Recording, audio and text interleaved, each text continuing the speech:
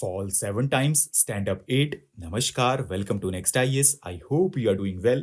In this video, we will cover major headlines of the Hindu, Indian Express, and Press Information Bureau. So, without wasting any time, let's start today's discussion. Now, National Security Advisor met Chinese Foreign Minister for the first special representative talks in 2019.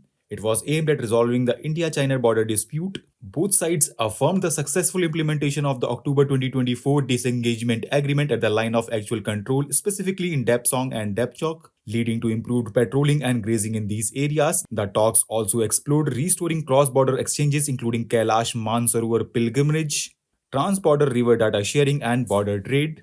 Now, Indian Space Research Organization began assembling the human-rated launch vehicle Mark III for Gaganyaan mission's maiden uncrewed flight.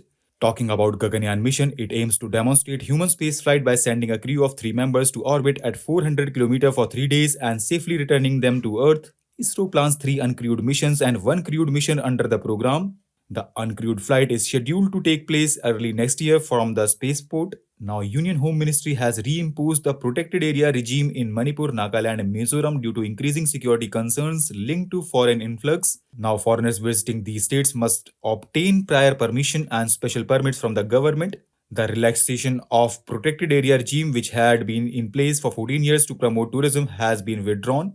And now foreigners will require to seek protected area permits under the Foreigners Protected Area Order 1958. Next article focuses upon sacred groves because recently Supreme Court directed the center to create a comprehensive policy for managing sacred groves across India. Sacred groves are small forests traditionally protected by local communities for religious and cultural reasons while also conserving biodiversity. These groves are mainly found in Tamil Nadu, Kerala, Karnataka and Maharashtra, and they play a key role in local biodiversity conservation. The court's recent directive followed a petition highlighting the vanishing groves in Rajasthan. The court also reminded the center of the 1988 National Forest Policy, which encourages communities with customary rights to protect and improve forest patches, and suggested integrating this with sacred groves preservation. Now, Prime Minister Narendra Modi will visit Kuwait for 2 days starting December 21st, marking the first visit by Indian Prime Minister in 43 years. This visit aims to strengthen multifaceted ties between India and Kuwait, including discussions with Kuwait's leadership and interactions with the Indian community.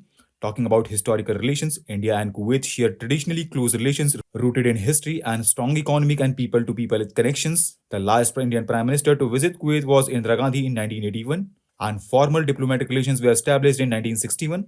Talking about economic ties, India is one of the Kuwait's top trading partner, and Kuwait is India's sixth largest crude supplier, meeting 3% of its energy needs. Indian exports to Kuwait reached $2 billion, and Kuwait's investment in India exceeded $10 billion. Next article talks about sovereign gold bond scheme because now government is considering discontinuing the sovereign gold bond scheme due to its high cost of financing. Sovereign gold bonds were introduced to boost gold investment, but the recent reduction in gold import duties in budget 2024-25 gold demand has risen, making the scheme less necessary. Talking about sovereign gold bond scheme, they are debt securities issued by the Reserve Bank of India on behalf of the government, where each bond unit represents 1 gram of gold.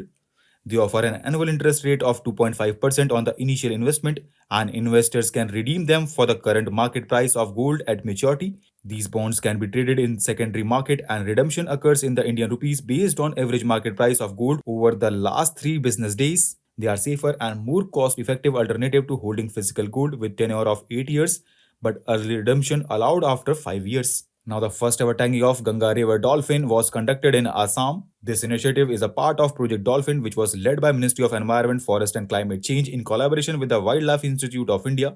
Talking about Ganges River Dolphin, it is India's national aquatic animal and it is known for its unique ecology, relying on echolocation due to its near blindness. This dolphin is found in India, Bangladesh, and Nepal, and its 90% population is found in India. It is a Schedule 1 animal under the Wildlife Protection Act 1972, and it has been declared an endangered species by the International Union for Conservation of Nature.